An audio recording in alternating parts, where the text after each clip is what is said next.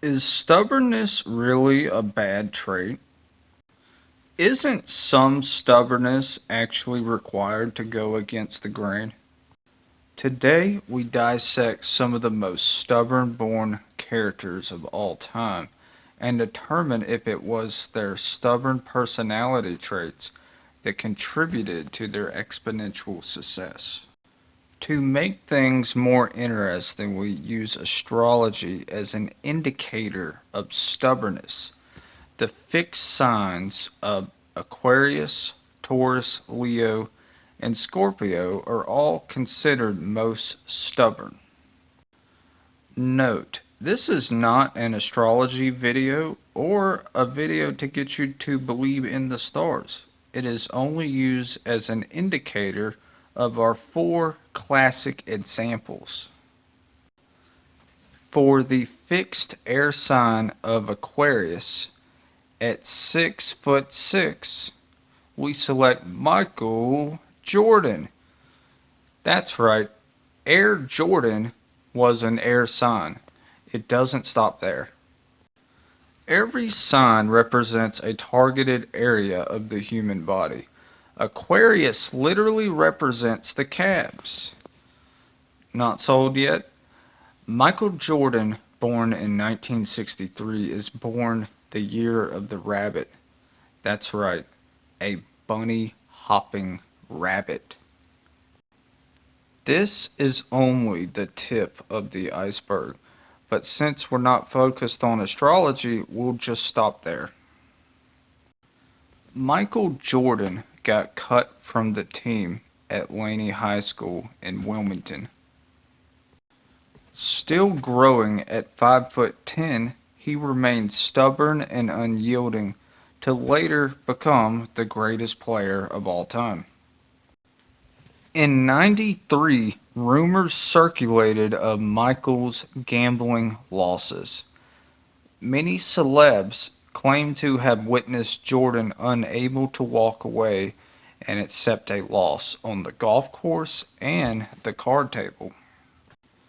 Regardless of gambling rumors, Jordan is a great businessman who owns the Charlotte Hornets, shares of NASCAR, and tons of real estate.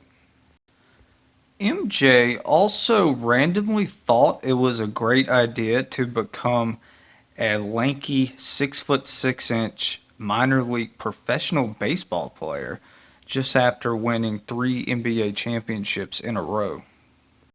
Jordan attempted to retire multiple times, even after winning 6 NBA championships. He eventually came back to play for the Washington Wizards, where he was shooting lights out in many games, despite the fact he was nearly 40 years old. Ever heard of Michael Jordan syndrome? There are so many insanely competitive stories that display MJ's relentless stubbornness, but we can just conclude his stubborn traits sometimes hurt him, but overwhelmingly helped him achieve exponential success. Let's move forward to our fixed earth sign example of Taurus. Jerry Seinfeld used to regularly get booed off stage when he started stand-up comedy. Even before his success, many comedy fans were turned off by his dry sense of humor. His very first stand-up in Queens, New York, he blacked out on stage and forgot his act. Fortunately, with his extremely unyielding, stubborn Taurus personality traits, that was not his last time performing comedy. He went on to produce the most money-making sitcom of all time and become a pioneer for dry humor, influencing countless other comedians to this day. Seinfeld is actually one of the first shows where the millionaires allowed the comedians to write and produce the show exactly the way they wanted to do it. The main writer, Larry David, stormed out of the studio many times because Hollywood producers were attempting to overrule his comedy style. Jerry played as a mediator and eventually won the producers over, which allowed the comedians to creatively produce the sitcom in full force. The millionaires then sat back and watched the stubborn genius personalities of Jerry Seinfeld and Larry David come together to create the world's greatest half-hour comedy show in TV history.